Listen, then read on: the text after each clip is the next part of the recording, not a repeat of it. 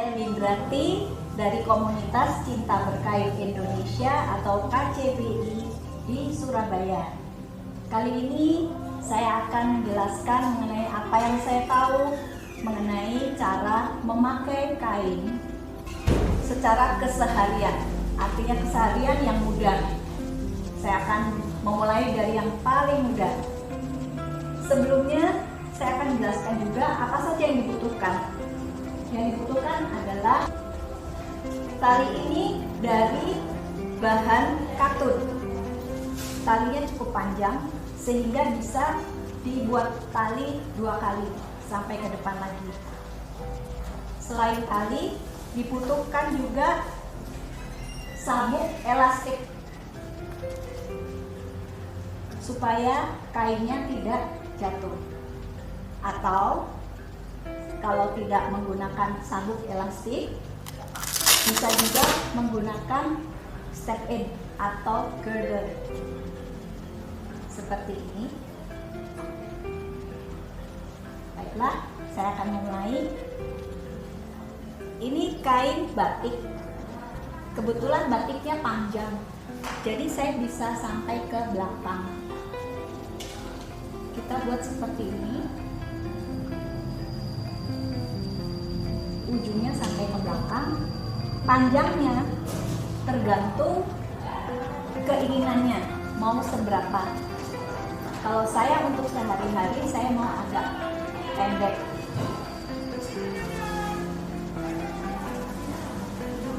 Maka seperti ini. Mungkin saya kasih lihat belakangnya. Kita tarik. Kemudian kita akan dibuat, jadi ini dipegang, kemudian ditarik seperti ini, akan keluar drapery. Kemudian kita pilih,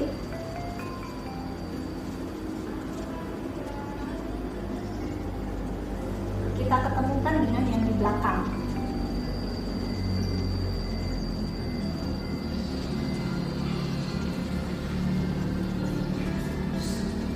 Ketemu dengan yang di belakang.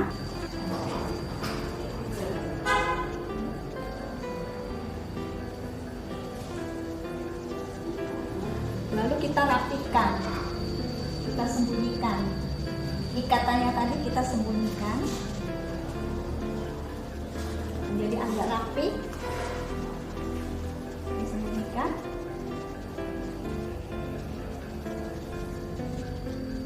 Satu model sudah selesai, nyaman dipakai, dipakai santai dengan sepatu sketch juga bisa. Itu yang pertama, yang paling mudah. Kali ini kami menggunakan kain tenun endek yang lagi in ya, mungkin di Paris lagi in, kain endek. Jangan lupa motifnya bawahnya pinggirannya ditaruh di bawah. Ini kebetulan ada motifnya kupu, jadi sangat cantik. Lalu saya menggunakan alat bantu berupa gesper. Gesper ini harus ada lubang 2 untuk ujung-ujung dari sarungnya, dari kainnya. Ada yang terbuat dari tempurung kelapa, sangat murah harganya. Kalau ini dari kayu. Jadi ini kain, sekali lagi kita mulai seperti ini. Kita naikkan sedikit supaya nanti mudah kalau jalan. Kemudian mengenai panjangnya tergantung selera. Panjangnya mau seberapa. Kita putar sama seperti tadi. Kalau tadi saya bentuk drapery tanpa alat bantu. Kali ini dengan alat bantu. Ujung yang di dalam kita masukkan ke dalam salah satu lubang.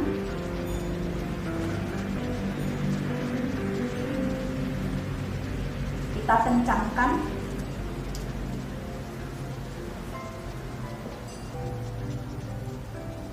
Kencang, cukup kencang. Kemudian ujung yang di luar masuk ke dalam lubang yang sebelahnya.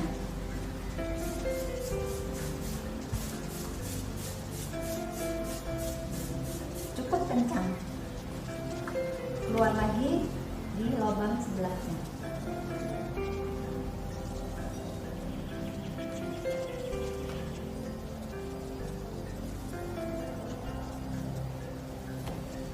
Panjang seberapa, mau yang bagaimana, boleh ini dipamerkan.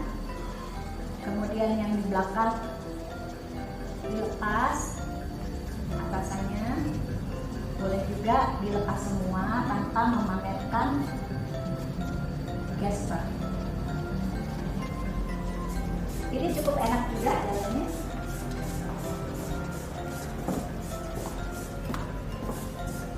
Seperti ini. Bagaimana ibu-ibu? Cukup mudah? Bisa menggunakan seperti ini?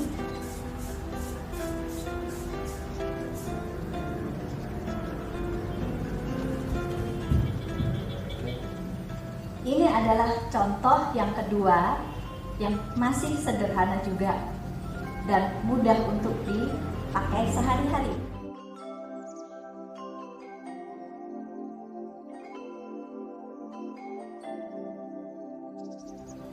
Berikutnya saya menggunakan sarung lurik. Lurik sekarang bukan hanya garis-garis rata ya, garis-garisnya beragam, besar, kecil, warnanya juga sangat beragam, sangat menarik.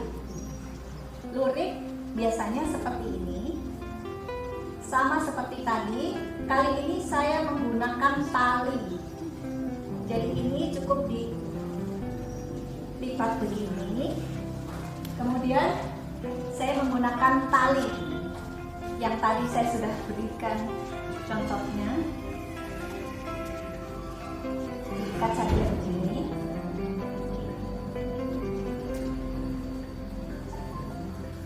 Panjang bisa diatur, terserah mau sepanjang apa. Ini ditekuk aja biasa.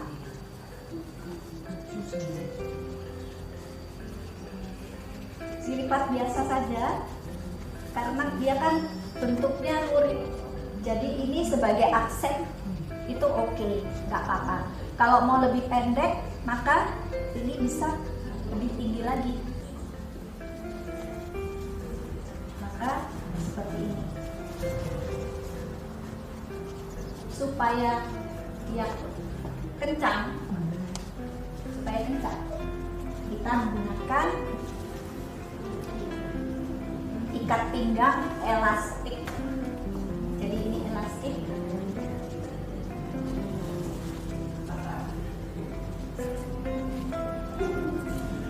Ikat pinggang seperti ini, itu aman sudah. Panjangnya bisa dirapikan.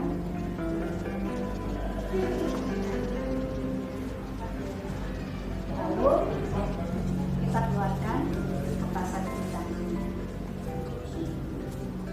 Jadilah sudah. Bisa juga karet ini dipakai di luar, tapi biasanya ada biasanya.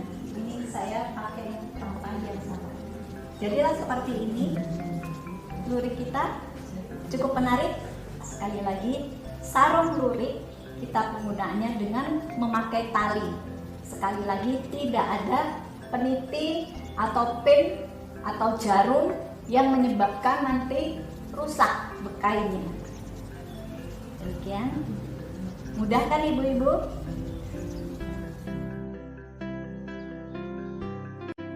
Berikutnya saya akan berikan contoh sebuah penampilan yang bisa dipakai acara setengah resmi atau mungkin resmi pun bisa.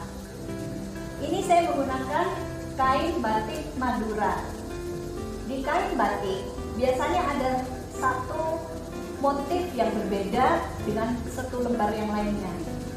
Untuk beberapa daerah, kain itu disebut dengan tumpal yang dipakai di depan. Tetapi untuk di Madura, tumpal dipakai di bagian belakang.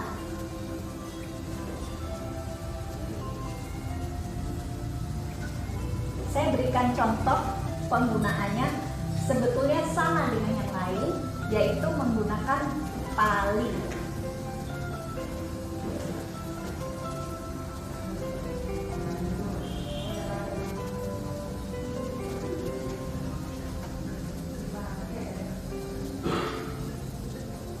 Menggunakan tali panjang.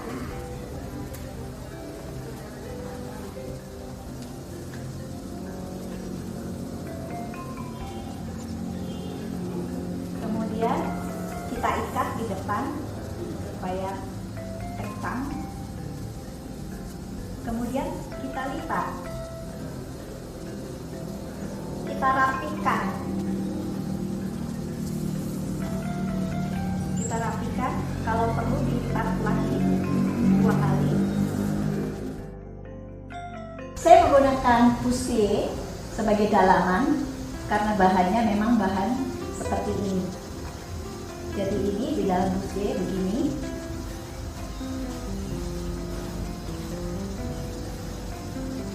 Rasanya ini cocok ya dipakai di Paris. Jadi ini kain batik Madura.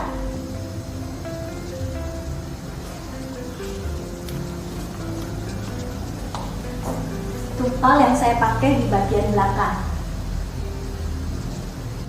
Bagaimana ibu-ibu?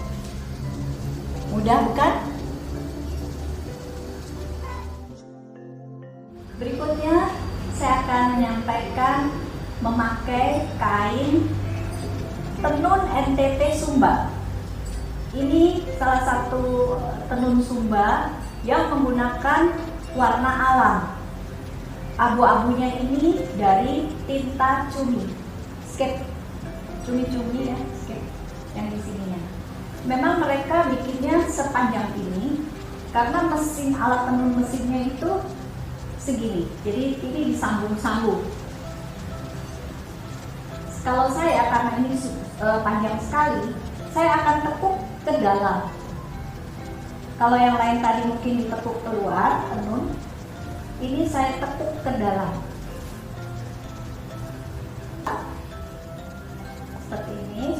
Kemudian sudah saya cuma seperti ini. Dipaskan aja untuk motifnya di depan. Kita paskan motif yang mau ditonjolkan. Motifnya sangat unik. Lalu saya menggunakan elastik kembali agar tidak jatuh.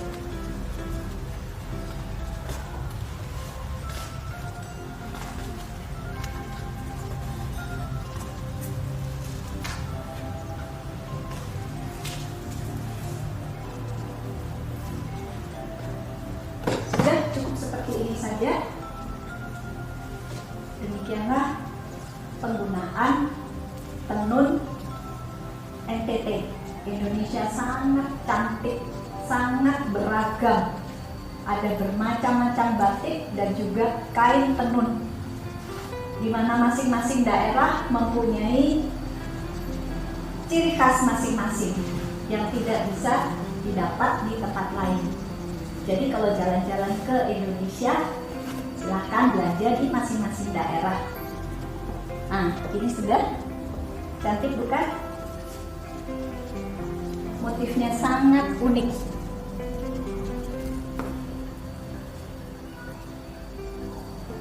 Mungkin ibu-ibu mudah bukan? Cepat bukan? Gak sulit. Mari kita gunakan kain Nusantara. Satu lagi ibu-ibu, ini gak kalah cantiknya dan bisa digunakan untuk acara yang resmi. Tapi enak jalannya sampai, yaitu kain Makassar. Ini adalah tenunan sarung Makassar, punya ciri khas ya, warnanya biasanya bright. Bagaimana cara menggunakannya?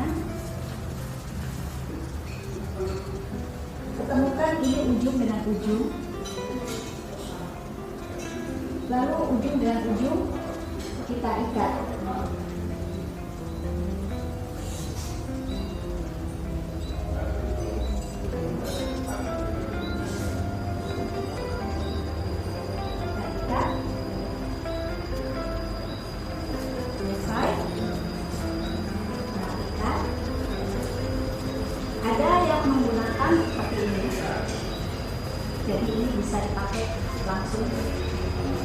begini, tanpa dilepas aja gitu. Tetapi bisa juga kita bikin lipat-lipat. Kita bikin satu lipatan kecil, dilipat kembali. Jadi lipatannya ke depan, ke belakang, ke depan, ke belakang, sampai terakhir. Terakhir kita ambil, kita kasih karet biasa aja, karet gelang biasa atau karet rambut. Kita buat karet, kita ikat dengan karet, maksud saya.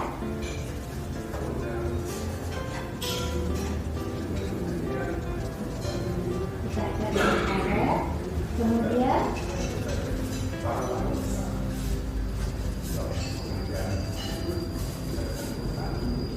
sisanya kita buat begini, jadi seperti bunga, tapi cukup cantik. Sudah, kita lepas saja. Sudah selesai, kita sudah siap, tinggal nanti dirapikan saja, siap kita pakai. Cantik dan bebas bergerak. Kita bebas bergerak. Bagaimana ibu-ibu? Mudah bukan? Sangat mudah. Silakan coba. Kain sarung sutra dari Makassar, atau kadang orang menyebutnya baju bodoh. Silakan ibu-ibu. Kali ini kita akan memperagakan atau memberikan contoh cara memakai kain batik yang ada wirunya. Kalau bahasa Jawa dibilang batik wiron. Wiru itu lipit-lipit yang kemudian dipakai di bagian tengah. Seperti ini, yang dilipit-lipit dipegang dengan tangan kiri. Kemudian pinggirannya tangan kanan. Karena memang memakai kain batik itu harus dari kiri ke kanan. Kalau dari kanan ke kiri itu untuk para lelaki.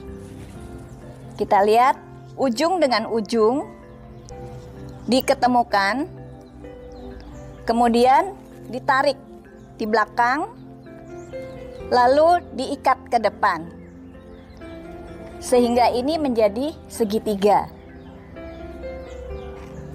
Seperti ini. Kemudian kita putar. Kita tutup ke sisi kanan. Dengan adanya segitiga tadi memudahkan kita untuk melangkah. Dan juga membentuk supaya bentuknya di bawah lebih kecil daripada di atas. Jadi berbentuk seperti ini. Jumlah wiru, jumlah lipat-lipat itu harus ganjil. 5, 7, atau 9 tergantung dari lebar panjang kain dan juga lebar pinggul masing-masing. Kalau langsing sekali bisa pakai 9, tapi mungkin kalau 9 terlalu sesek ya bisa pakai 5. Kemudian dengan tali panjang diikat di ujung yang ada wirunya.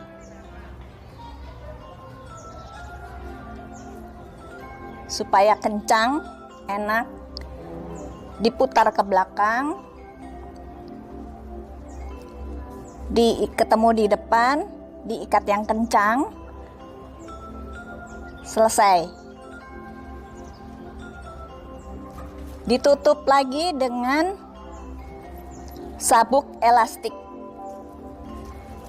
Kalau seperti ini sebaiknya sabuknya lebar atau bisa juga menggunakan korset yang lebar. Karena pada umumnya kalau kita pakai wiron itu untuk acara resmi.